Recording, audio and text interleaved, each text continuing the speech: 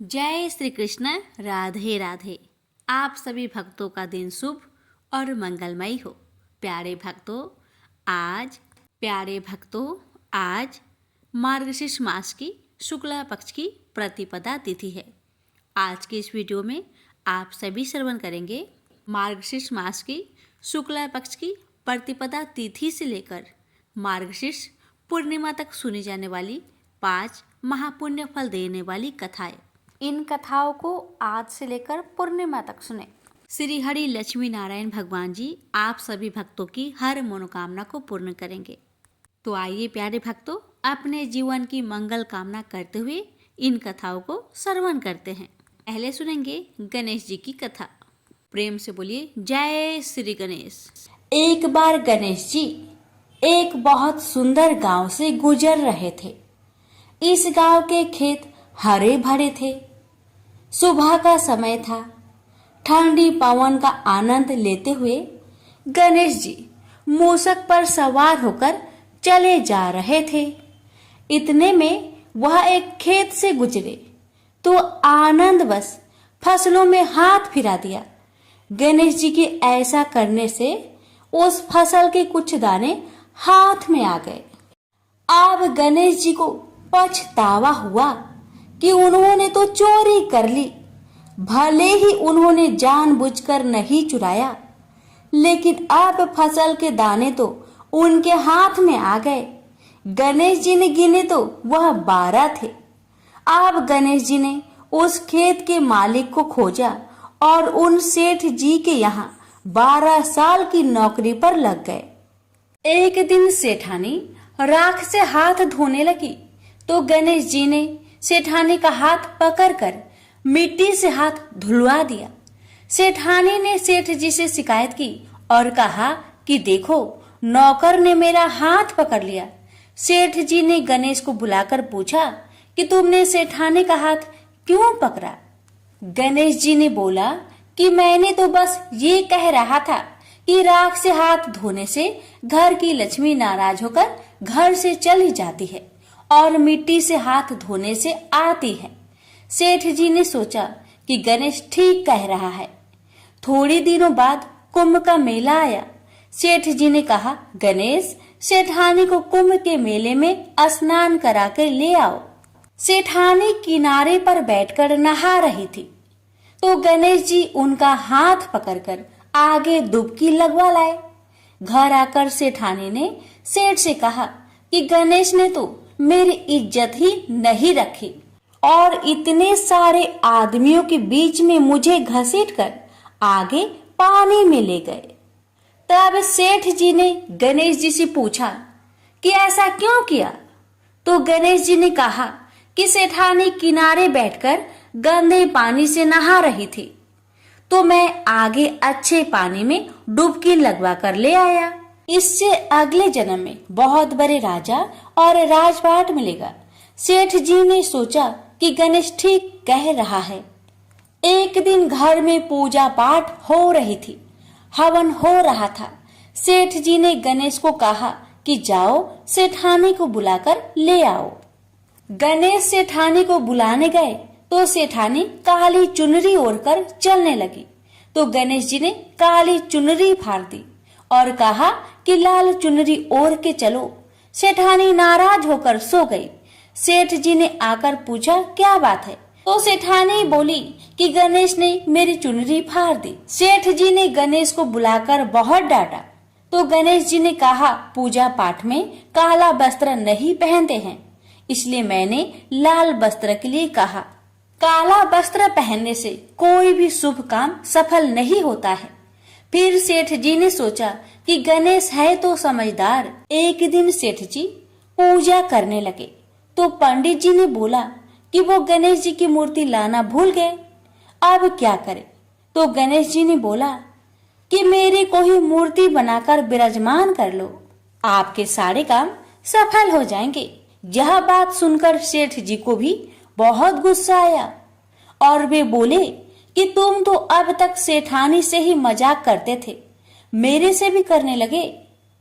तो गणेश जी ने कहा, मैं मजाक नहीं कर रहा हूँ, मैं सच बात कह रहा हूँ। इतने में ही गणेश जी ने गणेश जी का रूप धारण कर लिया और सेठ और सेठानी ने ही गणेश जी की पूजा की। पूजा खत्म होते ही गणेश जी अंदर ध्यान हो गए। सेठ सेठानी को बहुत धोखा हुआ और उन्होंने कहा कि हमारे पास तो गणेश जी रहते थे और हमने उनसे इतना काम करवाया। तो गणेश जी ने सपने में आकर सेठ जी को कहा कि आपके खेत में से मैंने 12 अनाज के दाने तोड़ लिए थे।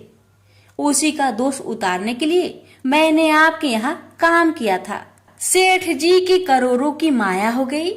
हे गणेश जी महाराज, जैसा सेठानी को दिया वैसा सबको देना, कहते को सुनते को और सारे परिवार को दे देना। जय श्री गणेश जी। जय श्री कृष्ण। राधे राधे। दोस्तों, एक बार माता लक्ष्मी भगवान जी से मिलने जाती है और कहती है, हे प्रभु, जब मैं आपसे मिलने के लिए आ रही थी तो मेरी नज़र रास्ते में मृत्युलोक पर पड़ी। तो मैंने क्या देखा कि कुछ सुहागिन स्त्रियां आपस में चर्चा कर रही है कि स्त्री की एक चीज छूने से किस्मत बदल जाती है और स्त्री के इस दिन चूड़ी पहनने से पति की उम्र कम हो जाती है। प्रभु, मैंने जब से उस चर्चा को सुना है मेरा मन विचलित हो गया है, इसलिए मेरा आपसे अनुरोध है, आप मुझे मेरे दोनों प्रश्नों का उत्तर देकर संतुष्ट करने की कृपा करें। भगवान विष्णु कहते हैं, लक्ष्मी, मैं तुम्हें तुम्हारे दोनों प्रश्न के उत्तर एक छोटी सी कहानी के माध्यम से दूंगा, मगर मेरी एक शर्त है, मैं जब तक कहानी सुनाऊं तब तक पूरा मन लगाकर प्रसन्नचित मन से इस कहानी को सुनना और कहानी को पूरी सुनना, क्योंकि आधी अधूरी कहानी सुनने से आधा अधूरा ही ज्ञान प्राप्त होता है जो जीवन में कभी काम नहीं आता। इसलिए कहानी को पूरा सुनना। फिर भगवान विष्णु की बात सुनकर माता लक्ष्मी कहती है, ठीक है प्रभु, मैं आपको वचन देती हूँ कि मैं कहानी को पूरे मन से अवश्य सुनूंगी। भगवान विष्णु कहते हैं, लक्ष्मी, ये बात उस समय की है जब एक नगर में एक सेठ रहा करता था। सेठ बहुत ही संपन्न था, उसके पास सब कुछ था। उसके पास तो बहुत बड़ा और भव्य दुकान था, महल था, धन की तो कोई कमी ही नहीं थी। सेठ के 3 बेटे थे और तीनों बेटों की शादी हो चुकी थी। सेठ की 3 बहुएं थी, उनका स्वभाव भी बहुत अच्छा था। अपने सास ससुर और पति की खूब सेवा किया करती थी, इसलिए घर में सुख शांति का वातावरण था। सेठ का बड़ा लड़का थोड़ा स्वभाव का अच्छा नहीं था, इसलिए सेठ के बड़े लड़के की उसके माँ बाप से नहीं बनती थी। इसलिए सेठ ने अपने बड़े बेटे को धन नहीं दिया था और अपने दोनों छोटे लड़के और तीनों बहुओं में बांट दिया था, जिसकी वजह से बड़े लड़के की आर्थिक स्थिति ज़्यादा अच्छी नहीं थी। भगवान विष्णु कहते हैं, लक्ष्मी, एक बार सेठ अपने मन में सोचता है कि भगवान मुझे सब कुछ दिए हैं पर एक बेटी नहीं दिए। यदि एक बेटी होती तो मैं अपने मन की सारी बातें अपनी बेटी को बताता और बेटी को बहुत दुलार करता। भगवान विष्णु कहते हैं, लक्ष्मी, सेठ अपनी सेठानी के साथ अपना अच्छा जीवन जी रहा था, मगर एक बेटी की कमी सेठ जी को हमेशा सताती रहती थी। सेठ जी के घर से कुछ दूर पर ही श्री राधा रानी जी का मंदिर था। सेठ जी हर रोज सुबह स्नान करने के बाद राधा रानी जी के मंदिर में श्री राधा रानी जी के दर्शन करने जाया करते थे। एक दिन जब सेठ जी मंदिर में राधा रानी जी के दर्शन करने गए, उस दिन मंदिर में एक संत महात्मा पधारे थे। फिर सेठ जी को कुछ उदास देखकर संत महात्मा जी ने पूछा, सेठ, तुम इतने उदास क्यों हो? तो सेठ जी बोले, महाराज, मेरी कोई बेटी नहीं है, इसलिए मैं उदास हूँ। फिर संत मुस्कुराए और बोले, यदि जीवन में किसी का अभाव है तो उसकी जगह भगवान को बैठा लेना चाहिए। तो सेठ जी कहते हैं, महाराज जी, मेरी तो कोई बेटी नहीं है, तो मुझे क्या करना चाहिए बताइए। फिर संत महात्मा जी बोले, अरे सेठ, तुम एक काम करो, तुम बरसाने वाली श्री राधा रानी को ही अपनी बेटी क्यों नहीं मान लेते हो। भगवान विष्णु कहते हैं कि लक्ष्मी, इस प्रकार संत की बात सेठ जी को बहुत ही पसंद आई। उसी दिन से सेठ जी ने श्री राधा रानी जी का एक बड़ा फोटो मंगवाया और उसे अपने कमरे में लगा लिया। अब तो सेठ जी का जीवन पूरा बदल गया। वो तो उठते बैठते सोते जागते श्री राधा रानी जी को अपनी बेटी मान करके उनसे बातें करने लगे थे। और इतना ही नहीं, सेठ जी को अपनी बेटी श्री राधा से हर बात बताने में बहुत आनंद भी आता था। इस प्रकार सेठ की राधा से ऐसी लगन लगी कि जब भी वह दुकान पर जाते थे तो श्री राधा रानी जी को भोग लगाकर प्रसाद पाकर ही जाते थे और शाम को लौटते थे तो राधा को प्रणाम करके उनसे बातें करते और भोग लगा करके प्रसाद ग्रहण करते थे। भगवान विष्णु कहते हैं कि हे लक्ष्मी, उस सेठ ने जब से राधा को अपनी बेटी के रूप में स्वीकार किया, वह हर समय प्रसन्नचित्त रहते थे। जब भी सेठ से कोई पूछता था कि तुम्हारे कितने बच्चे हैं, तो सेठ हमेशा यही कहता था कि मेरे 3 बेटे, 3 बहू और एक बिटिया रानी है। भगवान विष्णु कहते हैं, लक्ष्मी, एक दिन सेठ जी के घर में चूड़ी पहनाने वाली एक महिला आई तो राधा जी ने सोचा कि आज तो दिन ठीक नहीं है और आज के दिन चूड़ी पहनना अशुभ होता है। इसलिए श्री राधा जी ने अपनी माया से उस मणिहारन का चूड़ी की रंग खराब कर दिए, जिससे सेठ की बहू ने चूड़ी नहीं पहने, मणिहारन को चूड़ी वापस कर दिए। उधर जब 2 दिन बाद वही मणिहारन चूड़ियों को देखती है तो वह चूड़ियाँ सुंदर हो जाती है। फिर मणिहारन उन्हीं चूड़ियों को लेकर सेठ जी के घर आते हैं तो सेठ की तीनों बहुओं ने चूड़ियों को पहना और बाद में श्री राधा रानी जी भी चूड़ी पहनने के लिए प्रकट हो गई। और जब राधा रानी प्रकट हुई तो मणिहार ने जब राधा जी का स्वरूप देखा तो मणिहार उन्हें देखती ही रह गई। फिर राधा रानी मणिहारन से कहने लगी, मुझे भी चूड़ी पहनाओ। उधर राधा जी की बात सुनकर मणिहारन अन्य मन में विचार कर रही थी। हो सकता है कि सेठ के घर पर कोई मेहमान आ गया होगा, क्योंकि हमेशा तो मैं जब भी इस घर में आती हूँ तो सेठ की केवल 3 ही बहू दिखाई पड़ती हैं जो हमेशा चूड़ी पहनती है, मगर आज ये चौथी बेटी मुझे नजर आई। लगता है कि कोई मेहमान होगी। भगवान विष्णु कहते हैं कि लक्ष्मी, और फिर ऐसा सोचकर कि उस मणिहार ने राधा जी को चूड़ी पहना दिया। अब राधा रानी चूड़ी पहनकर ओट में जाकर के अंतर्ध्यान हो गई। सभी को चूड़ियाँ पहनाकर मणिहारन हमेशा की तरह चूड़ियों के पैसे लेने के लिए सेठ जी के दुकान पर चली गई। फिर मणिहार को देखकर सेठ तो कहने लगे, लगता है मणिहारन घर पर चूड़ियाँ पहनाने गई थी। कहता है, तुम हमारी तीनों बहुओं को चूड़ियाँ पहना कर आई हो, ये लो अपने पैसे।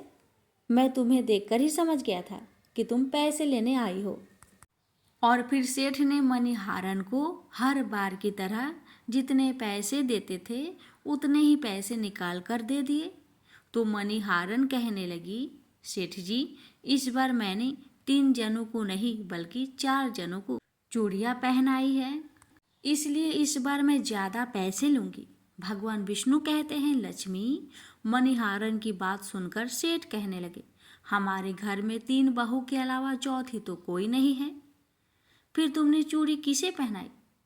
तो मणिहारन कहने लगी, सेठ जी, मैं नहीं जानती, मगर मैं इतना जानती हूँ कि आपके घर में मैंने 4 जन को चूड़ी पहनाई।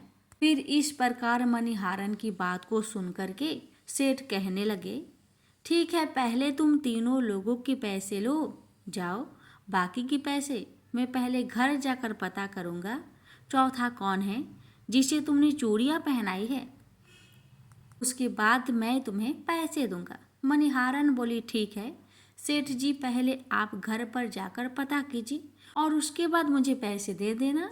और ऐसा कह करके वह मणिहारन सेठ की दुकान से चली गई। भगवान विष्णु कहते हैं, हे लक्ष्मी, शाम को सेठ जी जब घर पहुँचे, उन्होंने घर पर मणिहारन के बारे में पूछा। उनकी बहू ने कहा कि सिर्फ हम तीनों जेठानियां देवरानियां ने ही चूड़ी को पहने थे। तो सेठ कहने लगा कि यही बात मैंने मणिहारन को काफी देर तक समझाया कि हमारे घर पर तो केवल 3 ही जन हैं, चौथा कोई नहीं है जिससे तुमने चूड़ियां पहनाई है। मगर वो मणिहारन यह बात मानने के लिए तैयार नहीं थी और बार बार उसका यही कहना था कि मैंने 4 जनों को चूड़ी पहनाया है। भगवान विष्णु कहते हैं, लक्ष्मी इस प्रकार से सारी बात भूल गया और अपने नित्य काम में लग गया। सेठ राधा राधा बोलते बोलते श्री राधा जी को प्रसाद का भोग लगाकर भोजन करके सो गया। घर जब सेठ को नींद आ गई तो उसके सपने में श्री राधा रानी जी प्रकट हुई। उनकी आंखों में आंसू थे। सेठ ने पूछा, बेटी उदास क्यों हो? तो श्री राधा रानी बोली, पिताजी आज मेरा मन बहुत दुखी है। मैंने आज अपने पिता का घर समझकर यहाँ आराम से चूड़ी पहनी थी, परंतु पिताजी आपने उस मणिहारन को मेरी चूड़ियों का मोल नहीं चुकाया। पिताजी आपने मुझे बेटी तो बना लिया, परंतु आपको मेरी याद नहीं आई। आपने मुझे भुला दिया पिताजी। इससे मैं बहुत दुखी हूँ। भगवान विष्णु कहते हैं, लक्ष्मी फिर इतना सुनकर के सपने में ही रोते हुए बोला, बेटी मुझे क्षमा कर दो, मुझसे बहुत बड़ी भूल हो गई। और सेठ तुरंत ही नींद से उठा। उनके आंखों में आंसू बह रहे थे। सेठ ने तुरंत ही तिजोरी में से पैसे निकाले और मणिहारन के घर की तरफ चल दिए। सेठ ने मणिहारन के घर के दरवाजा को खटखटाया। मणिहारन ने दरवाजा खोला और नजर पाया कि सेठ बाहर खड़े थे। तो मणिहारन कहने लगी, सेठ जी इतनी रात को आप कैसे, बताइए कैसे आना हुआ? और फिर मणिहारन सेठ को अपने घर के अंदर ले गई। सेठ की आंखों में आंसू भरे थे। फिर सेठ मणिहारन से कहने लगा, तुम्हारे जैसा भाग्यवान कोई नहीं, तुम तो बहुत ही भाग्यशाली हो। तो मणिहारन कहने लगी, सेठ जी ऐसा क्या किया मैंने? तो सेठ बोला, मैंने श्री राधा जी को अपनी बेटी बनाया, परंतु मैंने उन्हें कभी भी अपने नेत्रों से नहीं देखा, लेकिन तुमने आज उन्हीं राधा जी को अपने हाथों से चूड़ियाँ पहनाई है। आज तुम्हारे जितना भाग्यशाली इस धरती पर दूसरा कोई नहीं है। मैं तुम्हें अपनी पुत्री की पहनी हुई चूड़ियों का मूल्य चुकाने आया हूँ। और यह कह करके सेठ जी ने रुपए से भरी थैली मणिहारन के सामने रख दी और कहा, इसमें से जो भी लेना है ले लो। फिर भगवान विष्णु कहते हैं, लक्ष्मी जब मणिहारन ने सुना कि श्री राधा रानी जी उससे चूड़ी पहनने आई थी, तो मणिहारन की आंखों में भी आंसू की धारा बहने लगी। और मणिहारन बोली, सेठ जी मैं राधा रानी जी की चूड़ियों का पैसा कैसे ले सकती हूँ? ऐसा सौभाग्य किसे मिलता है जो मुझे मिला है? मैंने राधा जी को अपने हाथों से चूड़ियाँ पहनाई।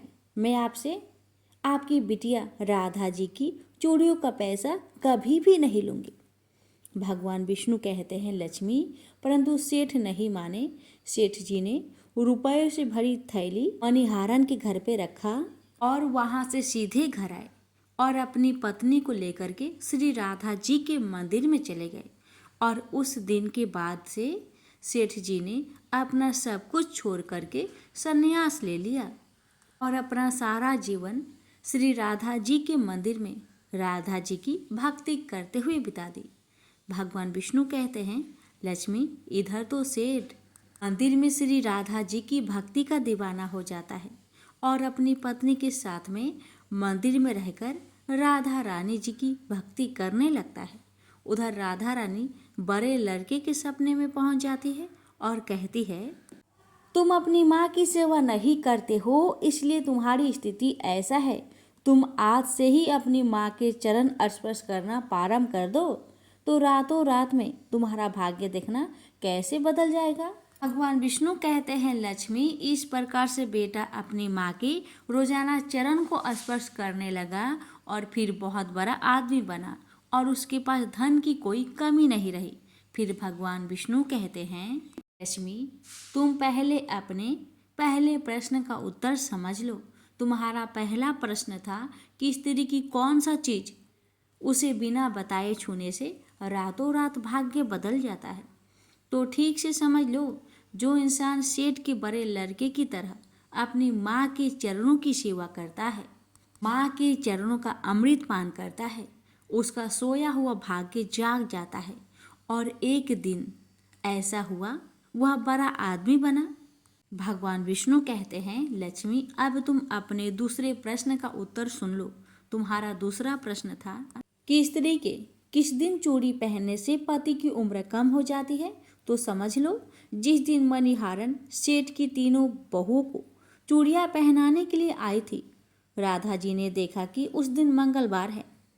इसलिए राधा जी ने अपनी माया से उन चूड़ियों का रंग काला कर दिया, जिससे सेठ की बहुओं को चूड़िया का रंग पसंद नहीं आया। और फिर मणिहारन अगले 2 दिन बाद यानी शुक्रवार को आती है, तो चूड़िया का रंग सुंदर हो जाता है और सेठ की तीनों बहू और राधा चारों चूड़िया पहनते हैं। राधा रानी सेठ के बड़े बेटे की तरह ही सेठ के तीनों बहुओं के सपने में आती है और चूड़ी का महत्व बताते हुए कहती है कि हर सुहागिन स्त्री को चूड़ी पहनने से पहले कुछ बातों का विशेष ध्यान रखना चाहिए। पहला, सुहागिन स्त्री को 21 चूड़ी पहननी चाहिए। दूसरा, चूड़ी हमेशा सुबह या शाम को पहननी चाहिए। तीसरा, नई चूड़ी हमेशा रविवार या शुक्रवार को ही पहनना चाहिए। इस दिन पहनने से पति की उम्र बढ़ती है। नंबर 4, चूड़ी मंगलवार और शनिवार को नहीं पहनना चाहिए, इससे पति की उम्र कम होती है। चूड़ी 16 श्रृंगार में से एक अहम हिस्सा होता है, इसलिए जब भी चूड़ी पहनो तो सोच समझकर ही पहनना चाहिए। प्रेम से बोलिए राधे राधे। ब्रज भगवान की कथा। ये कथा इस प्रकार है कि देवलोक के शिल्पीकार विश्वकर्मा की एक पुत्री थी। उसका नाम था संज्ञा। वह दिन भर तपती धूप में खेला करती थी। सूर्य की तेज किरणों का जैसे उस पर कोई असर ही नहीं होता था। संज्ञा जब बड़ी हुई तो एक दिन विश्वकर्मा और उसकी पत्नी ने संज्ञा को बड़े मुग्ध भाव से सूर्य को निहारते देखा। यह देख विश्वकर्मा बोले, देवी, ऐसा लगता है हमारी बेटी सूर्य पर मोहित हो गई है। देख रही हो कितने मुग्ध भाव से सूर्य की ओर ताके जा रही है। मुझे भी ऐसा लगता है स्वामी। विश्वकर्मा की पत्नी ने कहा। सूर्य के सौंदर्य के प्रति संज्ञा का आकर्षण उसकी आयु के साथ बढ़ता ही गया। एक दिन विश्वकर्मा उसे अपने साथ हाथी पर बैठाकर शहर को निकले। अपनी पुत्री को सूर्य की ओर निहारते देख उन्होंने पूछ लिया, बेटी, अब तुम छोटी नहीं रही, सोचता हूँ जल्दी ही तुम्हारा विवाह कर दूं। बताओ किस देव को तुम चाहती हो। पिताजी, आकाश में सूर्य से बढ़कर कोई तेजस्वी नहीं है। संज्ञा ने उत्तर दिया। ठीक है, हम सूर्य के साथ ही तुम्हारा विवाह कराई देते हैं। विश्वकर्मा बोले और अपनी पुत्री को लेकर सूर्य के पास पहुंचे। उन्होंने अपनी पुत्री की इच्छा सूर्य देव को बताई तो उन्होंने उनका प्रस्ताव सहर्ष स्वीकार कर लिया। बोले, आपकी पुत्री मेरे साथ विवाह करना चाहती है, यह मेरे लिए सौभाग्य की बात है, पर इससे यह तो पूछ लो कि यह मेरा तप सहन कर भी पाएगी। विश्वकर्मा संज्ञा को एक और ले गए और उससे पूछा, सूर्यदेव का उत्तर तुमने सुन लिया बेटी, अब बताओ सहन कर लोगी हर ऋतु में उनका ताप। हाँ पिताजी, संज्ञा ने बड़े विश्वास के साथ कहा। कुछ ही दिन बाद संज्ञा का विवाह सूर्यदेव के साथ हो गया। संज्ञा सूर्यदेव के साथ उनके लोक चली गई। पति के साथ संज्ञा के दिन सुखपूर्वक बीतने लगे। फिर उनके यहाँ एक पुत्र पैदा हुआ जिनका नाम रखा गया मनु। अनेक ऋषि मुनि बालक को आशीर्वाद देने आए। यह बालक ज्ञानियों में भी ज्ञानी होगा। ऋषियों ने भविष्यवाणी की, आशीर्वाद सच निकला। जब वह कुछ बड़ा हुआ तो ऋषि मुनियों से शिक्षा ग्रहण करने लगा। सूर्यदेव और संज्ञा को अपने बेटे पर गर्व था। वे बहुत ही प्रेम से अपने बेटे का लालन पालन करते थे। अचानक एक बार ग्रीष्म ऋतु में सूर्य की किरणें बहुत ही प्रखर हो गई। उनका तेज अपनी चरम सीमा पर जा पहुंचा। संज्ञा की चमड़ी झुलसने लगी। सूर्यदेव ने उसे अपने पास बुलाया तो वह अपनी आंखों पर हाथ रखकर उनके पास पहुंची। सूर्यदेव बोले, संज्ञा मेरी ओर देखो, तुमने अपनी आंखें क्यों ढक ली है? नेत्र खोलो और मेरी ओर देखो, मैं तुम्हारा पति हूँ। स्वामी, आपके ताप से मेरी आंखें खुल नहीं पा रही। संज्ञा ने कहा, इसका अर्थ तो हुआ कि तुम मुझे अपने से दूर कर रही हो। विवाह के पूर्व मैंने तुमसे पूछा भी था कि क्या मेरा तप सहन कर पाओगी। तुम्हारी सहमति पाकर ही मैंने तुम्हारे साथ विवाह करना स्वीकार किया था, लेकिन अब तुम अपने वचन से मुकर रही हो। सूर्यदेव ने क्रोधित होते हुए कहा, स्वामी, इसमें मेरा कोई दोष नहीं। संज्ञा बोली, आपका ताप ही इतना प्रखर है। इसे सुन सूर्यदेव और भी कुपित हो उठे। बोले, सुनो संज्ञा, प्राणवान वस्तुओं को जीवित रखने वाला मैं ही हूँ, परंतु तुमने मेरी ओर से आंखें बंद कर ली है। अतः तुम्हारे गर्भ से जो बालक उत्पन्न होगा वह यम होगा। यम अर्थात मृत्यु का देवता। संज्ञा वहां से भाग जाना चाहती थी। इन बच्चों का मोह उसे विवश किया हुआ था। संज्ञा की एक सहचरी थी, उसका नाम था छाया, जो हूबहू संज्ञा की ही प्रतिलिपि थी। उसने इस विषय में छाया से मदद लेने का निश्चय किया। उसने छाया को बुलाया और अपनी समस्या बताई। सुनकर छाया बोली, मुझे क्या करना होगा? तुम संज्ञा बनकर मेरे पति के पास जाओ और उनकी पत्नी और मेरे बच्चों की माँ बनकर वहीं रहो। संज्ञा ने कहा, उन्होंने मुझसे पूछताछ की तो कहना मैं संज्ञा हूँ, भेद मत खोलना। यह सब मैं करूँगी, लेकिन मेरी एक शर्त है, सूर्यदेव कभी मुझ पर बिगड़े या श्राप देने लगे तो मैं सारा भेद खोल दूंगी। छाया ने कहा, ठीक है, अब जाओ और मेरे बच्चों को संभालो। तुमने मुझे बहुत ही कठिन काम सौंपा है संज्ञा, फिर भी मैं प्रयत्न करूंगी। छाया बोली और वहां से चली गई। उसके जाने के बाद संज्ञा सोचने लगी, मैं मायके जाती हूँ, माँ और पिताजी मुझे देखकर प्रसन्न होंगे। मैं कुछ समय वहाँ रहूंगी, परंतु पिताजी कहेंगे स्त्री की शोभा पति के घर में रहने में ही है। ऐसे ही विचारों में उलझी वह मायके चल पड़ी। रास्ते में उसके मस्तिष्क में उलझने टकराने लगी। वह सोचने लगी, पिताजी जब मुझे लौट जाने को कहेंगे तब मैं जंगल में चली जाऊंगी। संज्ञा अपने मायके पहुंची। पिता ने उसका बड़ा सत्कार किया। बोले, आओ बेटी, सब कुशल मंगल तो है? नहीं पिताजी, आपने ठीक ही कहा था। ग्रीष्म ऋतु में मैं सूर्यदेव का ताप सहन नहीं कर सकी। संज्ञा कुछ दिन वहाँ सुख से रही। एक दिन पिता ने उससे कहा, संज्ञा, तुम्हारे आने से मुझे बड़ा हर्ष हुआ है, तो विवाह हो जाने के बाद स्त्री को मायके में अधिक समय तक नहीं रहना चाहिए। अब तुम अपने पति के घर जाओ, फिर कभी हमसे मिलने आना। तुम मुझे प्यारी हो, किंतु पति का घर ही स्त्री का घर होता है। यही मैंने सोचा था। संज्ञा मन ही मन बोली और एक रात चुपचाप पिता का घर छोड़कर जंगल में चली गई। वह सोचने लगी, मैं सूर्य के सामने नहीं जा सकती, अतः घोरी बन जाती हूँ। उस रूप में मुझे कोई पहचान नहीं पाएगा। घोरी का रूप धारण कर संज्ञा तपस्या करने लगी, सूर्य के ताप की शक्ति को कम करने के लिए। उधर छाया ने सूर्य के यहाँ जाकर संज्ञा का स्थान ले लिया था। सूर्यदेव ने उसे संज्ञा ही समझा। वे बोले, तुम लौट आई मेरे यहाँ। क्षमा कर दो स्वामी, मैंने अपनी दुर्बलता को जीत लिया है। छाया खेद भरे स्वर में बोली, संज्ञा, मैं तो कब का तुम्हें क्षमा कर चुका हूँ। अब घर की जिम्मेदारी संभालो, बच्चों का लालन पालन करो। सूर्यदेव ने कहा। छाया ने कक्ष में लेटे दोनों बच्चों पर निगाह डाली और घर की जिम्मेदारियां संभाल ली। छाया इस घर में सुखी थी। वह प्राय सोचा करती, बेचारी संज्ञा, कितना अच्छा घर त्यागना पड़ा उसे। क्या वह कभी नहीं लौटेगी? समय पाकर छाया को एक पुत्र हुआ। पुत्र पैदा होने के बाद वह कुछ चिंतित रहने लगी। मुझे यह नहीं भूलना चाहिए कि मैं संज्ञा की छाया ही हूँ।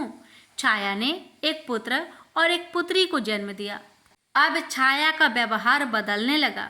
वह अपने बच्चों से तो प्यार करती थी, लेकिन संज्ञा के बच्चों को ताड़ने और उनके साथ दुर्व्यवहार करने लगी। मनु ने तो विमाता के व्यवहार को नजरअंदाज कर दिया, लेकिन यम को उसका व्यवहार खटकता रहा। माता छाया का यमुना बहन के साथ ऐसा व्यवहार करना उचित नहीं। वह अपने बच्चों के साथ तो कितना अच्छा व्यवहार करती है, हम भाई बहन से नफरत। एक दिन तो हद ही हो गई। छाया ने यमुना के बाल पकड़े और उसे डंडे से पीटते हुए बोली, कमबख्तो, मरते भी तो नहीं, मर जाए तो मेरा पीछा छूटे। जब छाया देर तक यमुना को पीटती रही तो यम से न रहा गया। उसने जाकर छाया का हाथ पकड़ लिया और गुस्से से बोला, बस माता, अब तुमने यमुना पर हाथ उठाया तो मुझसे बुरा कोई नहीं होगा। अच्छा, तेरी यह हिम्मत, मुझे धमकी देता है? ठहर जा, आज मैं तेरे पिता से इसकी शिकायत करूंगी। छाया क्रोध से सिहर उठी। छाया ने तो इस डर से सूर्य देव से शिकायत न की कि कहीं उसका भेद उजागर ना हो जाए, लेकिन यम और यमुना ने तंग आकर अपने पिता से उसकी शिकायत अवश्य कर दी। पिताजी, यह स्त्री हमारी माँ नहीं है, यम ने कहा। हाँ पिताजी, पुत्र माता से विमुख हो सकता है, परंतु माता की ममता कभी कम नहीं होती। यमुना भी बोल उठी, मैं देख लूँगा, तुम जाओ, डरो नहीं, सब ठीक हो जाएगा। ऐसा कहकर सूर्य देव ने बच्चों को धैर्य बंधाया, लेकिन बच्चों के जाते ही वे सोच में पड़ गए। बच्चे ठीक कहते हैं, यह अवश्य कोई मायाविनी है। सूर्यदेव गुस्से में भरकर छाया के पास पहुंचे और उसके केस पकड़कर झकझोरते हुए बोले, सच बताओ, तुम कौन हो, अन्यथा मैं तुम्हें कठोर दंड दूंगा। ठहरिए स्वामी, भय से कांपती छाया बोली, मैं संज्ञा की छाया हूँ। वह आपकी देखभाल का भार किसी को सौंपे बिना नहीं जाना चाहती थी, इसलिए उसने मुझे आपके पास भेज दिया। वह कहाँ गई? सूर्यदेव ने पूछा। अपने पिता के यहाँ। सूर्यदेव सीधे विश्वकर्मा के पास पहुँचे और उनसे पूछा, संज्ञा कहाँ है? वह तुम्हारे तेज से बचने के लिए यहाँ आई थी, विश्वकर्मा ने बताया। अब वह कहाँ है? मैंने ध्यान करके पता किया है कि उसने घोड़ी का रूप ले लिया। वह जंगल में घूमती रहती है और तुम्हारे तेज को घटाने के लिए तपस्या कर रही है, विश्वकर्मा ने बताया। तो आप मेरा तेज घटा दीजिए, फिर उसे खोजने के लिए चलते हैं, सूर्यदेव बोले। विश्वकर्मा ने सूर्यदेव के तेज का 8वां भाग छाट दिया, जिससे उनका तेज घट गया। फिर वे संज्ञा को खोजने निकले। उन्होंने राहगीरों से पूछताछ की, तुम्हारे इधर कोई घोड़ी देखी है? हाँ, एक विलक्षण घोड़ी को हमने नदी के पास विचरण करते देखा है, राहगीरों ने बताया। उसमें विलक्षण क्या बात है? वह घोड़ी मानवी भाषा भी बोलती है। तब तो वह अवश्य ही संज्ञा होगी, सूर्यदेव बोले। अब तो सूर्यदेव घोड़ी के निकट पहुँचे और संज्ञा से कहा, मैं सूर्य हूँ, तुम्हारा पति। अब यह घोड़ी का रूप त्याग दो, जब तक मेरी मनोकामना पूरी ना होगी यह रूप नहीं त्यागूंगी, घोड़ी बनी। संज्ञा ने उत्तर दिया, तुम्हारी मनोकामना तो पूरी भी हो गई, सूर्यदेव ने कहा। सूर्यदेव ठीक कहते हैं बेटी, विश्वकर्मा बोले। मैंने इनका तेज का 8वां भाग काट दिया है। पिता से अवशासन पाकर संज्ञा ने अपना घोड़ी वाला रूप त्याग दिया और अपने स्वाभाविक रूप में आ गई। वह हर्ष और विभोर से अपने पिता से लिपट गई और फूट फूट कर रोने लगी। फिर उसने झुककर सूर्यदेव के पाँव छुए और पूछा, स्वामी, हमारे बच्चे तो सकुशल है ना? हाँ, दोनों बच्चे ठीक है। मनु, यम और यमुना को अब फिर से माँ मिल जाएगी। संज्ञा ने कहा, आप कभी भी मैं अपना घर त्याग कर नहीं जाऊंगी, मुझे क्षमा कर देना प्रभु। और अपने साथ ही रखना। दोनों का मिलन देखकर विश्वकर्मा ने भी अपना आशीर्वाद प्रदान किया। जाओ और सदा सुख शांति से रहो। सूर्यदेव और संज्ञा सूर्यलोक पहुँचे और छाया और बच्चे के साथ आनंद पूर्वक रहने लगे। बोलिए सूर्य भगवान की जय। द्वापर युग में एक समय की बात है कि यशोदा जी ने कृष्ण से कहा, हे कृष्ण, तुम सारे संसार के उत्पन्न करता, पोषक तथा उसके संहार करता हो। आज कोई ऐसा व्रत मुझसे कहो जिसके करने से मृत्यु लोक में स्त्रियों को विधवा होने का भय ना रहे तथा यह व्रत सभी मनुष्य की मनोकामनाएं पूर्ण करने वाला हो। श्री कृष्ण कहने लगे, हे माता, तुमने अति सुंदर प्रश्न किया है। मैं तुमसे ऐसे ही व्रत को सविस्तार कहता हूँ। सौभाग्य की प्राप्ति के लिए स्त्रियों को 32 पूर्णमासियों का व्रत करना चाहिए। इस व्रत के करने से स्त्रियों को सौभाग्य संपत्ति मिलती है। यह व्रत अचल सौभाग्य देने वाला एवं भगवान शिव के प्रति मनुष्य मात्र की भक्ति को बढ़ाने वाला है। यशोदा जी कहने लगी, हे कृष्ण, सर्वप्रथम इस व्रत को मृत्यु लोक में किसने किया था?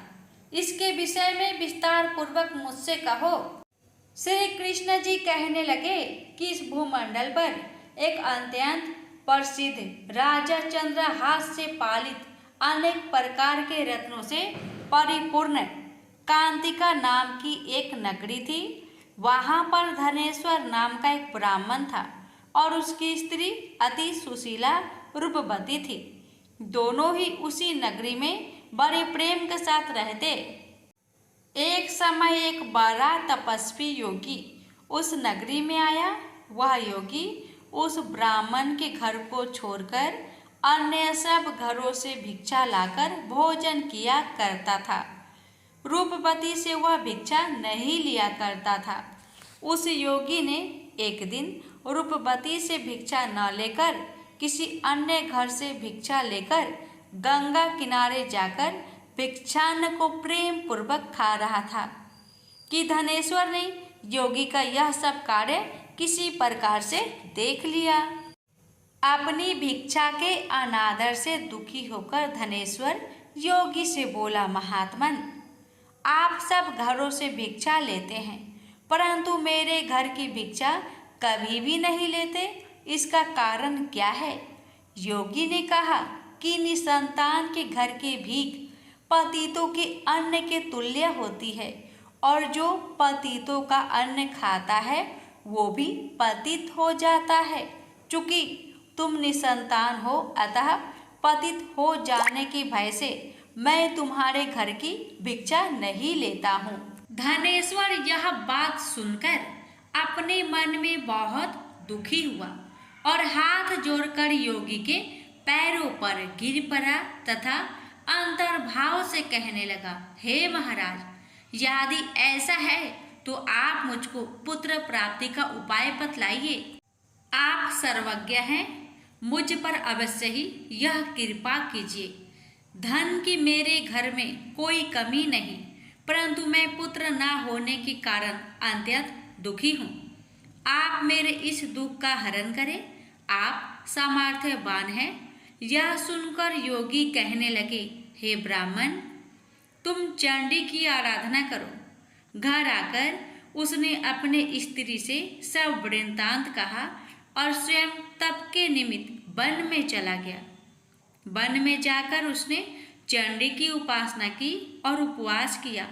चंडी ने 16वें दिन उसको सपने में दर्शन दिया और कहा, हे धनेश्वर, जा तेरे पुत्र होगा परंतु वह 16 वर्ष की आयु में ही मृत्यु को प्राप्त हो जाएगा। यदि तुम दोनों स्त्री पुरुष 32 पूर्णमासियों का व्रत विधि पूर्वक करोगे तो वह दीर्घ आयु होगा। जितनी तुम्हारी सामर्थ्य हो आटे के दिए बनाकर शिव जी का पूजन करना, परंतु पूर्णमासी को 32 जौ जानी चाहिए।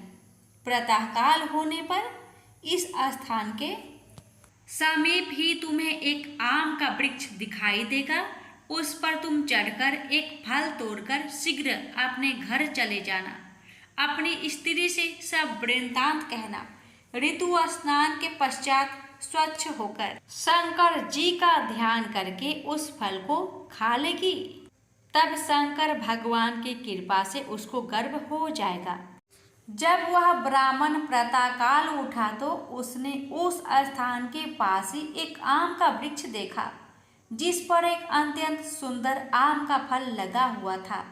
उस ब्राह्मण ने उस आम के वृक्ष पर चढ़कर उस फल को तोड़ने का प्रयत्न किया, परंतु वृक्ष पर कई प्रकार प्रयत्न करने पर भी वह ना चढ़ पाया। तब तो उस ब्राह्मण को बहुत चिंता हुई और विघ्न विनाशक गणेश जी की वंदना करने लगा।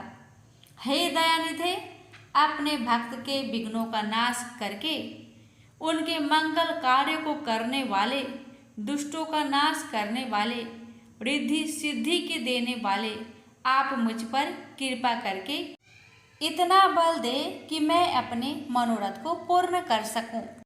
इस प्रकार श्री गणेश जी की प्रार्थना करने पर उनकी कृपा से धनेश्वर वृक्ष पर चढ़ गया और उसने एक अति सुंदर आम का फल देखा।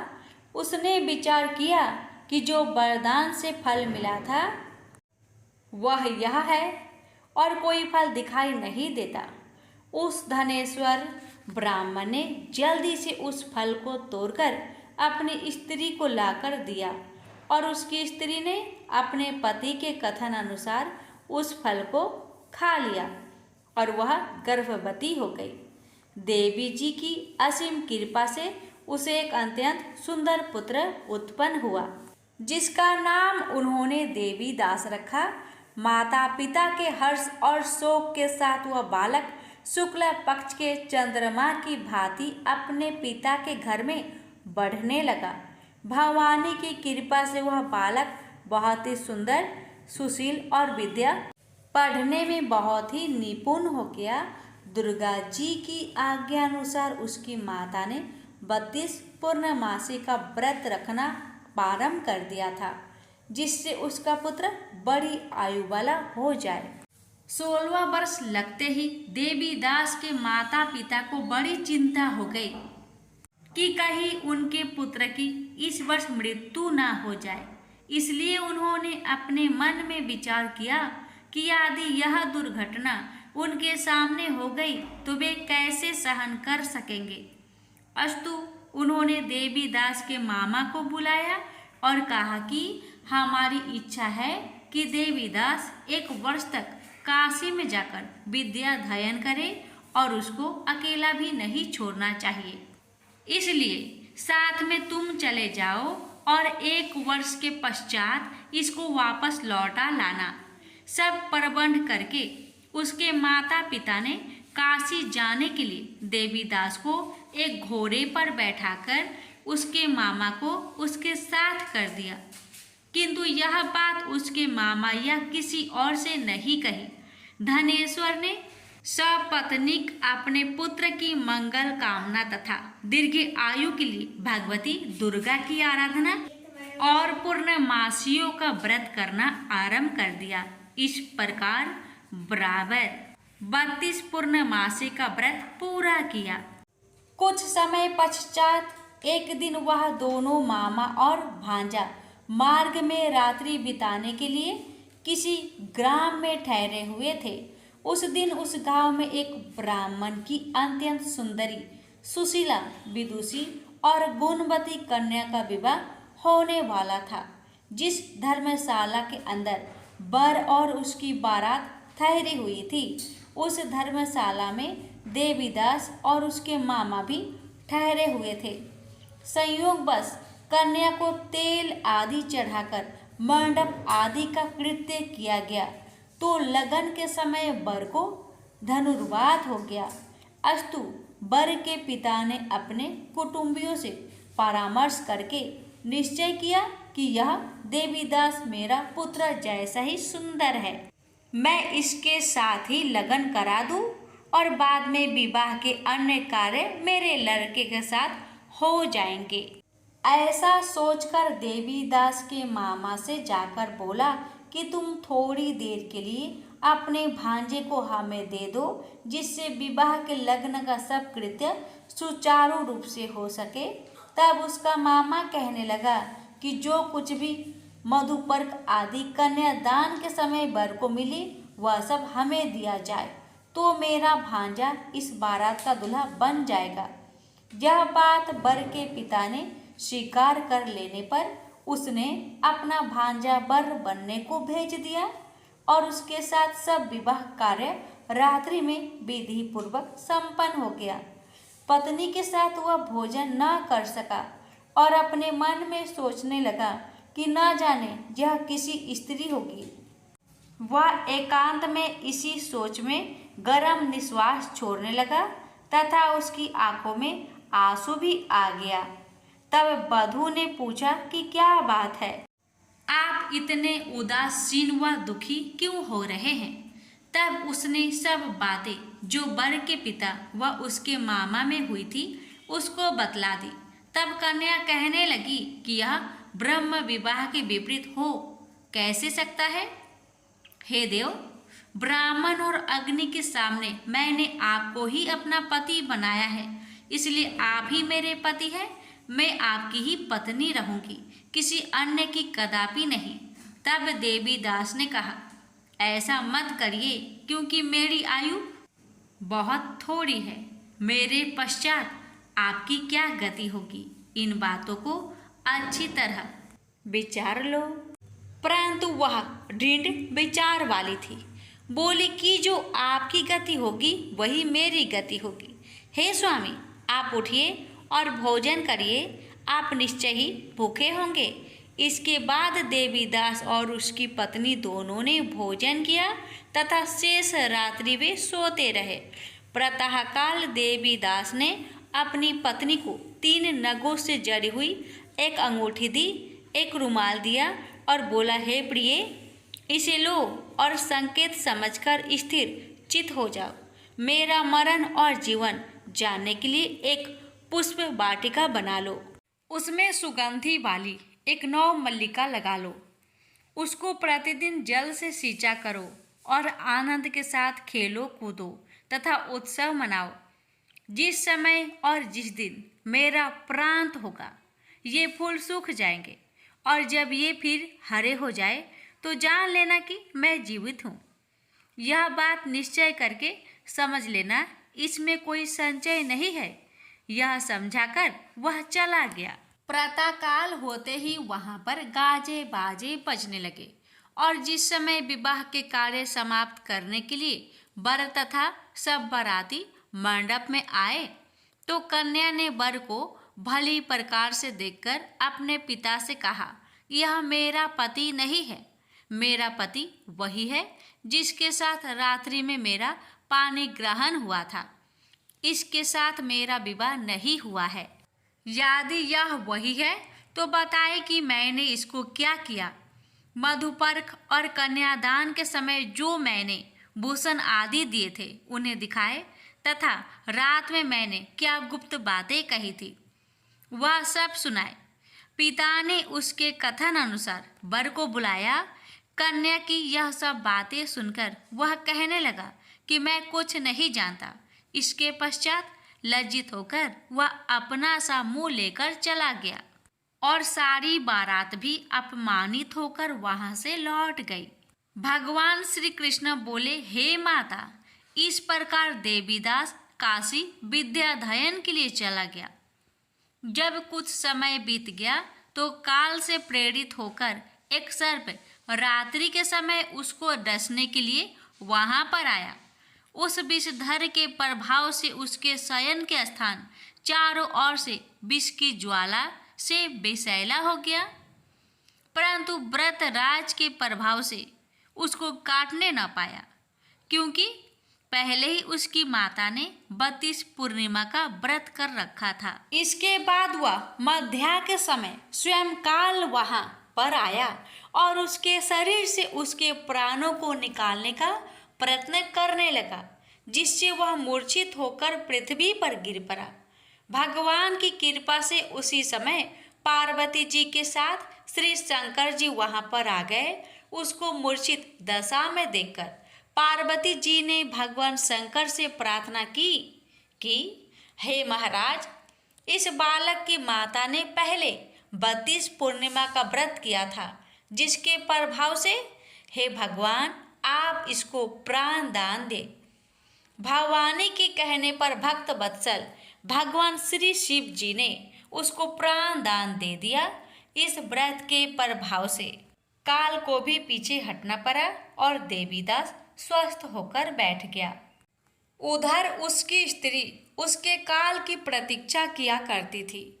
जब उसने देखा कि उस पुष्प वाटिका में पत्र पुष्प कुछ भी नहीं रहे तो उसको बड़ा आश्चर्य हुआ, और जब वह वैसे ही हरी भरी हो गई तो वह जान गई कि वह जीवित हो गए हैं। यह देखकर वह बहुत प्रसन्न मन से अपने पिता के कहने लगी कि पिताजी, मेरे पति जीवित है, आप उनको ढूंढिए। जब 16 वर्ष व्यतीत हो गया तो देवीदास भी अपने मामा के साथ काशी से चल दिया। इधर उसे ससुर उसको ढूंढने के लिए अपने घर से जाने वाले ही थे कि वह दोनों मामा भांजा वहां पर आ गए। उसको आया देखकर उसका ससुर बड़ी प्रसन्नता के साथ अपने घर में ले गया। उस समय नगर के निवासी भी वहां इकट्ठे हो गए और सबने निश्चय किया कि अवश्य ही इसी बालक के साथ इस कन्या का विवाह हुआ था। उस बालक को जब कन्या ने देखा तो पहचान लिया और कहा कि ये तो वही है जो संकेत करके गया था। तदुपरांत सभी कहने लगे कि भला हुआ जो यह आ गया, और सब नगरवासियों ने आनंद मनाया। कुछ दिन बाद देवीदास अपनी पत्नी और माता के साथ अपने ससुर के घर से बहुत सा उपहार आदि लेकर अपने घर के लिए प्रस्थान किया। जब वह अपने गांव के निकट आ गया तो कई लोगों ने उसको देखकर उसके माता पिता को पहले ही जाकर खबर दे दी कि तुम्हारा पुत्र देवीदास अपनी पत्नी और मामा के सहित आ रहे हैं। ऐसा समाचार सुनकर पहले तो उन्हें विश्वास ही नहीं हुआ, किंतु जब और लोगों ने भी आकर उनकी बात का समर्थन किया तो उनको बड़ा आश्चर्य हुआ। लेकिन थोड़ी देर में देवीदास ने आकर अपने माता पिता के चरणों में अपना सिर रखकर प्रणाम किया और उसकी पत्नी ने अपने सास ससुर के चरणों को स्पर्श किया तो माता पिता ने अपने पुत्र और पुत्रवधू को अपने हृदय से लगा लिया और दोनों की आंखों में प्रेम अश्रु बह चले। अपने पुत्र और पुत्रवधू के आने की खुशी में धनेश्वर ने बड़ा भारी उत्सव किया और ब्राह्मणों को भी बहुत सी दान दक्षिणा देकर प्रसन्न किया। श्री कृष्ण जी कहने लगे कि इस प्रकार धनेश्वर 32 पूर्णिमाओं की व्रत के प्रभाव से पुत्रवान हो गया। जो भी स्त्रियां इस व्रत को करती है वे जन्म जन्मांतर में वैधव का दुख नहीं भोगती और सदैव सौभाग्यवती रहती है। यह मेरा वचन है, इसमें कोई संदेह नहीं मानना। यह व्रत पुत्र पौत्रों को देने वाला तथा संपूर्ण मनोकामनाओं को पूर्ण करने वाला है। 32 पूर्णिमाओं के व्रत करने से व्रत की सब इच्छाएं भगवान शिव जी की कृपा से पूर्ण हो जाती है। प्रेम से बोलिए हर हर महादेव। अब आइए जानते हैं 32 पूर्णिमा व्रत की पूजन विधि के बारे में। सत्यनारायण भगवान की व्रत कथा। नैमिषारण्य तीर्थ में सौनकादि 88,000 ऋषियों ने श्री सूत जी से पूछा, हे प्रभु, इस कलयुग में वेद विद्या रहित मनुष्य को प्रभु भक्ति किस प्रकार मिल सकती है तथा उनका उद्धार कैसे होगा? हे मुनि श्रेष्ठ, कोई ऐसा तप बताइए जिससे थोड़े समय में ही पुण्य मिले और मनोवांछित फल भी मिल जाए। इस प्रकार की कथा सुनने की हम इच्छा रखते हैं।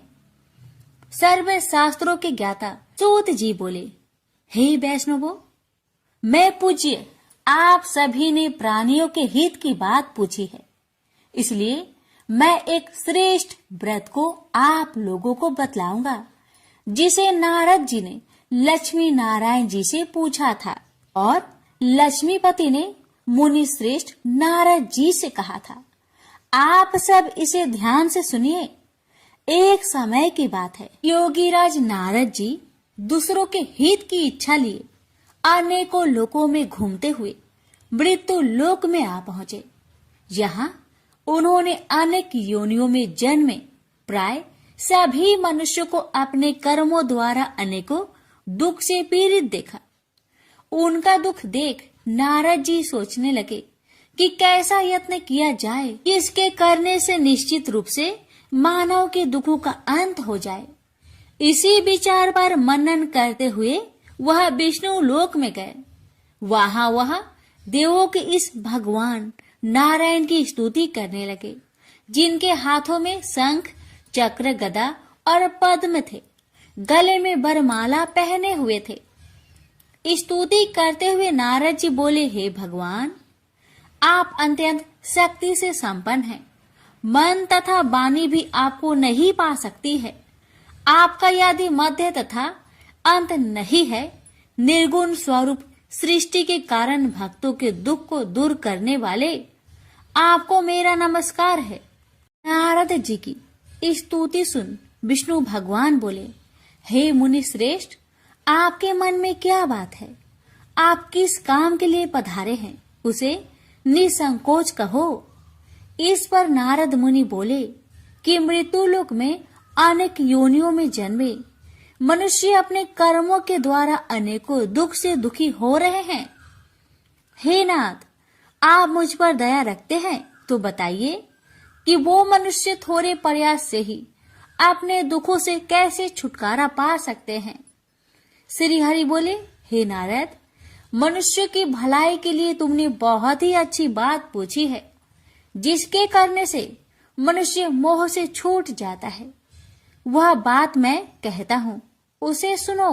स्वर्ग लोक व मृत्यु लोक दोनों में एक दुर्लभ उत्तम व्रत है, जो पुण्य देने वाला है।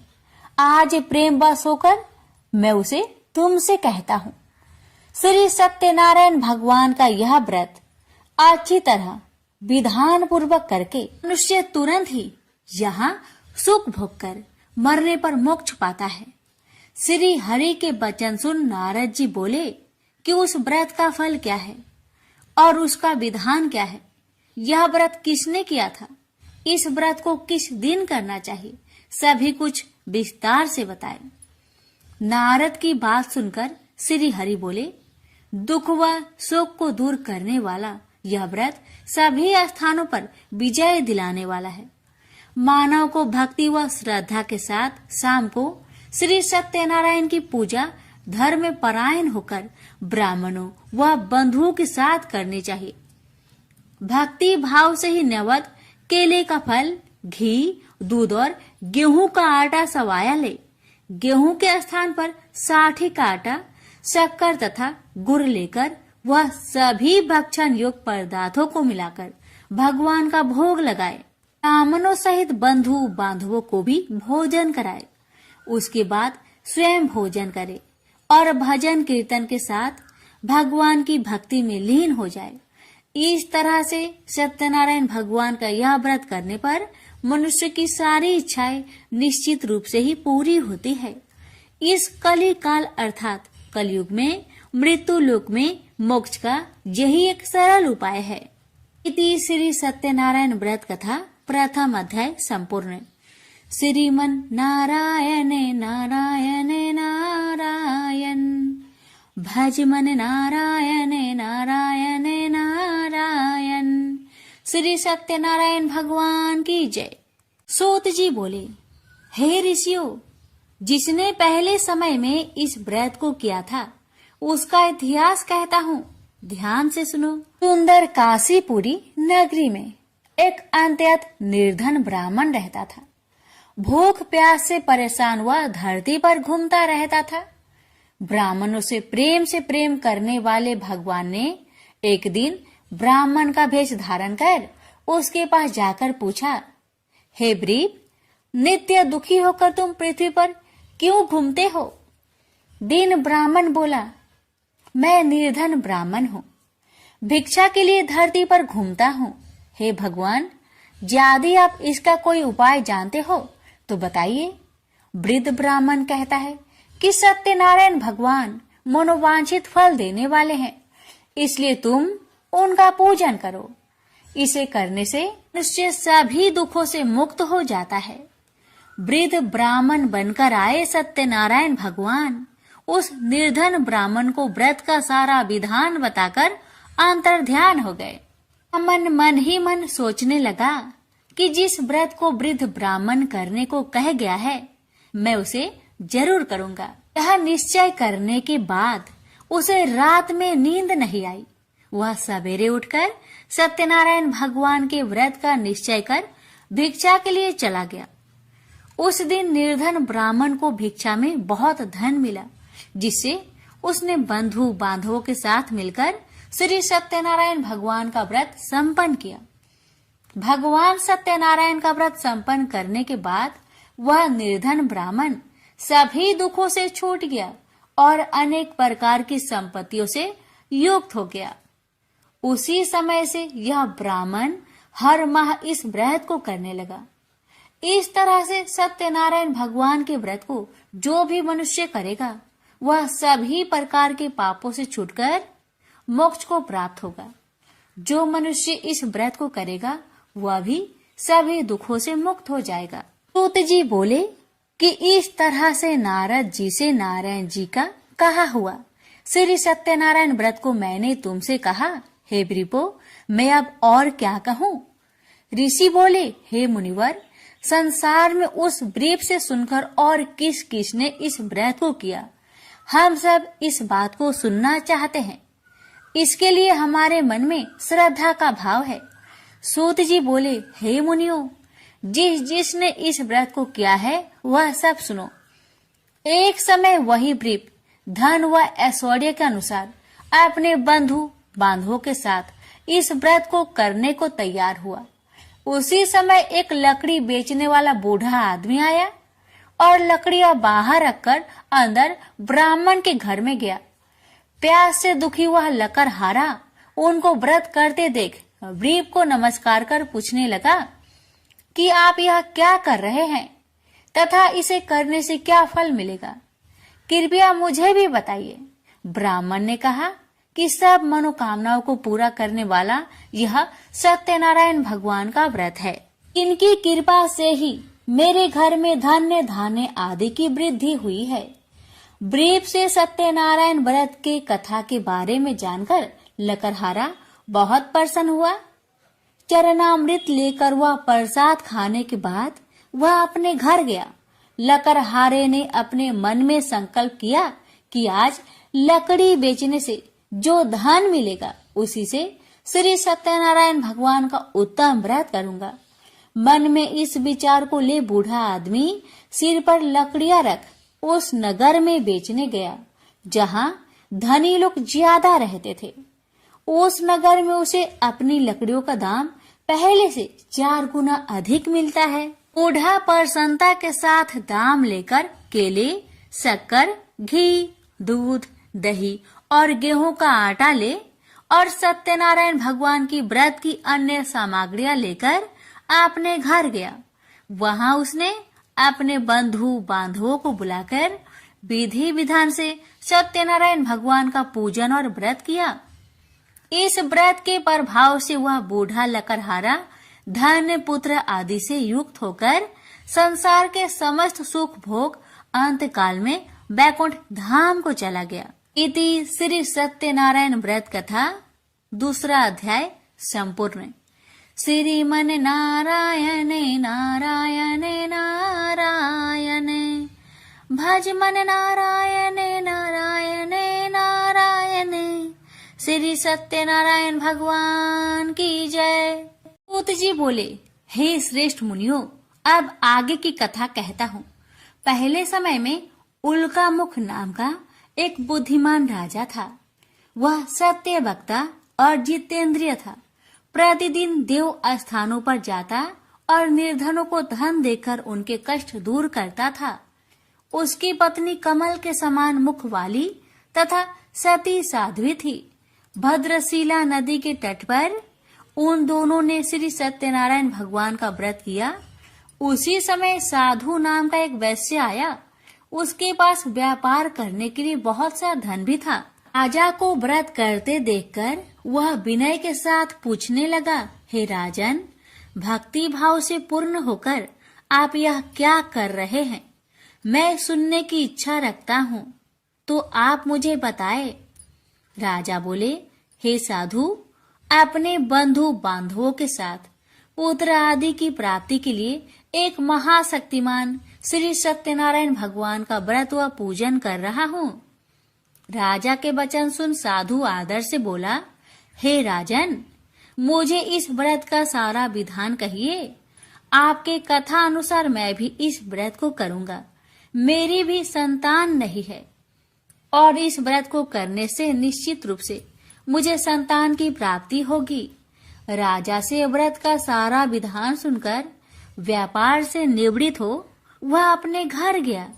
साधु वैश्य ने अपनी पत्नी को संतान देने वाले इस व्रत का वर्णन कह सुनाया और कहा कि जब मेरी संतान होगी तब मैं इस व्रत को करूँगा। साधु ने इस तरह के वचन अपनी पत्नी लीलावती से कहे।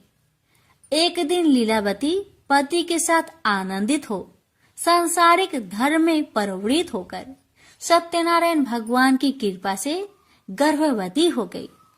10वें महीने में उसके गर्भ से एक सुंदर कन्या ने जन्म लिया। दिनों दिन वह ऐसे बढ़ने लगी जैसे कि शुक्ला पक्ष का चंद्रमा बढ़ता है। माता पिता ने अपनी कन्या का नाम कलावती रखा। एक दिन लीलावती ने मीठे शब्दों में अपने पति को याद दिलाया कि आपने सत्यनारायण भगवान के जिस व्रत को करने का संकल्प किया था उसे करने का समय आ गया है। आप इस व्रत को करिए। साधु बोला कि हे प्रिय, इस व्रत को मैं उसके विवाह पर करूँगा। इस प्रकार अपनी पत्नी को अवशासन देकर वह नगर को चला गया। कलावती पिता के घर में रह वृद्धि को प्राप्त हो गई। साधु ने एक बार नगर में अपनी कन्या को सखियों के साथ देखा तो तुरंत ही दूत को बुलवाया और कहा कि मेरी कन्या की योग वर देखकर आओ। साधु की बात सुनकर दूत कंचन नगर में पहुंचा और वहां देखभाल कर लड़की के सुयोग बनिक पुत्र को ले आया। सुयोग लड़के को देख साधु ने बंधु बांधवों को बुलाकर अपनी पुत्री का विवाह कर दिया। लेकिन दुर्भाग्य की बात ये कि साधु ने अभी भी श्री सत्यनारायण भगवान का व्रत नहीं किया। इस पर श्री भगवान क्रोधित हो गए और श्राप दिया कि साधु को अत्यधिक दुख मिले। अपने कार्य में कुशल साधु बनिया जमाई को लेकर समुद्र के पास स्थित होकर रत्नासारपुर नगर में गया। वहां जाकर दामाद ससुर दोनों मिलकर चंद्रकेतु राजा के नगर में व्यापार करने लगे।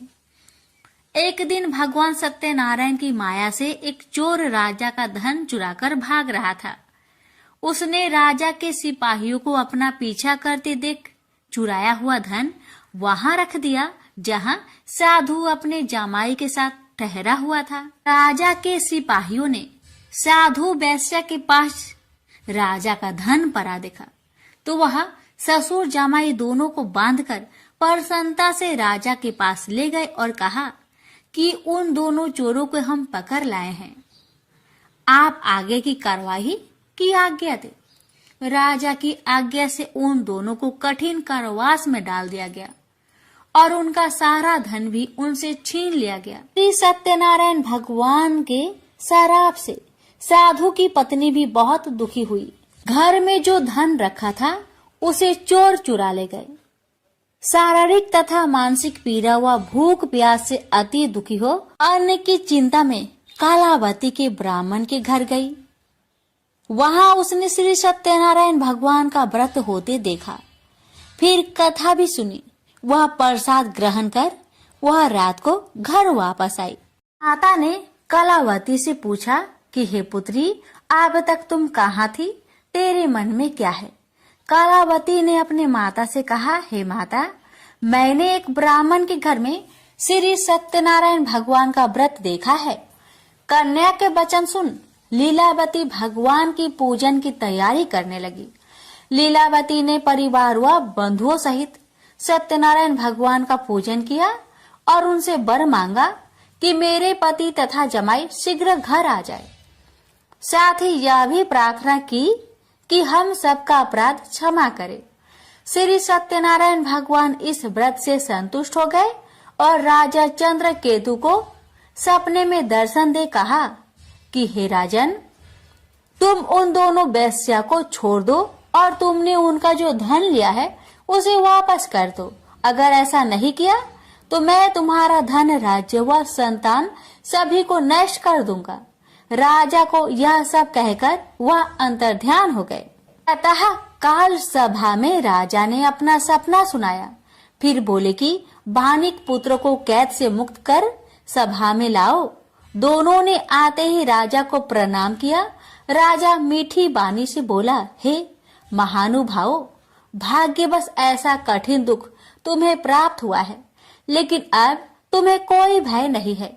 ऐसा कह राजा ने उन दोनों को नए वस्त्र भूषण भी पहनाए और जितना धन उनका लिया था उससे 2 गुना धन वापस कर दिया। दोनों वेश्या अपने घर को चल दिए। श्री सत्यनारायण व्रत कथा का 3रा अध्याय संपूर्ण है।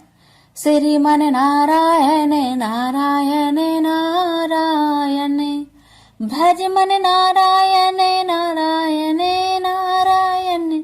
श्री सत्यनारायण भगवान की जय। सूत जी बोले, वैश्या ने मंगलाचार कर अपनी यात्रा आरंभ की और अपने नगर की ओर चल दिया। उसके थोड़ी दूर जाने पर एक दंड वेशधारी श्री सत्यनारायण ने उनसे पूछा, हे साधु, तेरी नाव में क्या है? अभिमानी बानिक हंसता हुआ बोला, हे दंडी, आप क्यों पूछते हो? क्या धन लेने की इच्छा है? मेरी नाव में तो बेल व पत्ते भरे हुए हैं।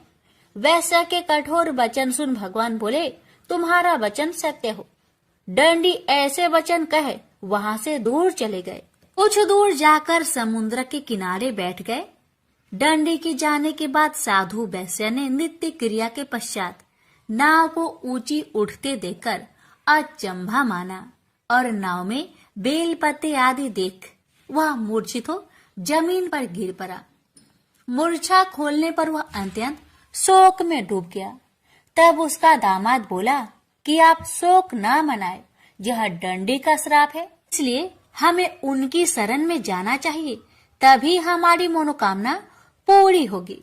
दामाद की बात सुनकर वह दंडी के पास पहुंचा और अत्यंत भक्ति भाव नमस्कार करके बोला, मैंने आपसे जो असत्य वचन कहे थे उनके लिए मुझे क्षमा दे। ऐसा कहकर महान शोकातुर हो रोने लगा। दंडी भगवान बोले, हे बानिक पुत्र, मेरी आज्ञा से बार बार तुम्हें दुख प्राप्त हुआ है। तू मेरी पूजा से विमुख हुआ। साधु बोला, हे भगवान, आपकी माया से ब्रह्मा आदि देवता भी आपके रूप को नहीं जानते, तब मैं अज्ञानी कैसे जान सकता हूँ? आप प्रसन्न होइए, अब मैं सामर्थ्य के अनुसार आपकी पूजा करूंगा। मेरी रक्षा करो और पहले के समान नौका में धन भर दो। साधु वैश्य के भक्ति पूर्वक वचन सुनकर भगवान प्रसन्न हो गए और उसकी इच्छा अनुसार वरदान देकर अंतर्ध्यान हो गए। ससुर जमाई जब नाव पर आए तो नाव धन से भरी हुई थी। फिर वही अपने अन्य साथियों के साथ सत्यनारायण भगवान का पूजन कर अपने नगर को चल दिए। जब नगर के नजदीक पहुंचे तो दूत को घर पर खबर करने के लिए भेज दिया। दूत साधु की पत्नी को प्रणाम कर कहता है कि मालिक अपने दामाद सहित नगर के निकट आ गए हैं। दूत की बात सुन साधु की पत्नी लीलावती ने बड़े हर्ष के साथ सत्यनारायण भगवान का पूजन कर अपनी पुत्री कलावती से कहा कि मैं अपने पति के दर्शन को जाती हूँ, तो कार्य पूर्ण कर शीघ्र आ जाना। माता के ऐसे वचन सुन कलावती जल्दी में प्रसाद छोड़ अपने पति के पास चली गई। प्रसाद की अवज्ञा के कारण श्री सत्यनारायण भगवान रुष्ट हो गए और नाव सहित उसके पति को पानी में डुबो दिए। कलावती अपने पति को वहां ना पाकर रोती हुई जमीन पर गिर गई। नौका को डूबा हुआ देख, वह कन्या को रोता देख साधु दुखी होकर बोला कि हे प्रभु, मुझसे तथा मेरे परिवार से जो भूल हुई है उसे क्षमा करे। साधु के दीन वचन सुनकर श्री सत्यनारायण भगवान प्रसन्न हो गए और आकाशवाणी हुई, हे साधु, तेरी कन्या मेरे प्रसाद को छोड़कर आई है, इसलिए उसका पति अदृश्य हो गया है। यदि वह घर जाकर प्रसाद खाकर लौटती है तो इसे उसका पति अवश्य मिलेगा। ऐसी आकाशवाणी सुन कलावती घर पहुंचकर प्रसाद खाती है और फिर आकर अपने पति के दर्शन करती है। उसके बाद साधु अपने बंधु बांधवों सहित श्री सत्यनारायण भगवान का विधि विधान से पूजन करता है। इस लोक का सुख भोग वह अंत में स्वर्ग जाता है। इति श्री सत्यनारायण व्रत कथा चतुर्थ अध्याय संपूर्ण। श्रीमन नारायणे नारायणे नारायणे भज मन नारायणे नारायणे नारायण। श्री सत्यनारायण भगवान की जय। श्री सूत जी बोले, हे ऋषियों, मैं और भी एक कथा सुनाता हूँ, उसे भी ध्यान पूर्वक सुनो। प्रजा पालन में लीन तुंगध्वज नाम का एक राजा था। उसने भी भगवान का प्रसाद त्याग कर बहुत ही दुख प्राप्त किया। एक बार वन में जाकर वन्य पशुओं को मारकर वह बर के पेड़ के नीचे आया। वहां उसने ग्वालों को भक्ति भाव से अपने बंधुओं सहित सत्यनारायण भगवान का पूजन करते देखा। अभिमान बस राजा ने उन्हें देखकर भी पूजा स्थान में नहीं गया, न ही उसने भगवान को नमस्कार किया। ग्वालों ने राजा को प्रसाद दिया, लेकिन उसने वह प्रसाद नहीं खाया और प्रसाद को वही छोड़कर वह अपने नगर को चला गया। जब वह नगर में पहुंचा तो वहां सब कुछ तहस नहस हुआ पाया, तो वह शीघ्र ही समझ गया कि यह सब भगवान ने ही किया है। वह दोबारा ग्वालों के पास पहुंचा और विधि पूर्वक पूजा कर प्रसाद खाया, तो श्री सत्यनारायण भगवान की कृपा से सब कुछ पहले जैसा हो गया। दीर्घ काल तक सुख भोगने के बाद मरोना उपरांत उसे स्वर्ग लोक की प्राप्ति हुई। तो मनुष्य परम दुर्लभ इस व्रत को करेगा तो भगवान सत्यनारायण की अनुकंपा से उसे धन्य धान्य की प्राप्ति होगी। निर्धन धनी हो जाता है और भय मुक्त हो जीवन जीता है। संतानहीन मनुष्य को संतान सुख मिलता है और सारे मनोरथ पूर्ण होने पर मानव अंत काल में वैकुंठ धाम को जाता है। सूत जी बोले, जिन्होंने पहले इस व्रत को किया है, अब उनके दूसरे जन्म की कथा कहता हूँ। वृद्ध संतानंद ब्राह्मण ने सुदामा का जन्म लेकर मोक्ष की प्राप्ति की। लकरहारे ने अगले जन्म में निषाद बनकर मोक्ष प्राप्त किया। उल्कामुख नाम का राजा दशरथ होकर बैकुंठ को गए। साधु नाम के वैश्य ने मोरध्वज बनकर अपने पुत्र को आरे से चीरकर मोक्ष पाया। महाराज तुंगध्वज ने स्वयंभू होकर भगवान में भक्ति युक्त हो कर्म कर मोक्ष पाया। श्री सत्यनारायण व्रत कथा का 5वां अध्याय संपूर्ण हुआ। श्रीमन नारायण नारायण नारायण भज मन नारायण नारायण नारायण। श्री सत्यनारायण भगवान की जय।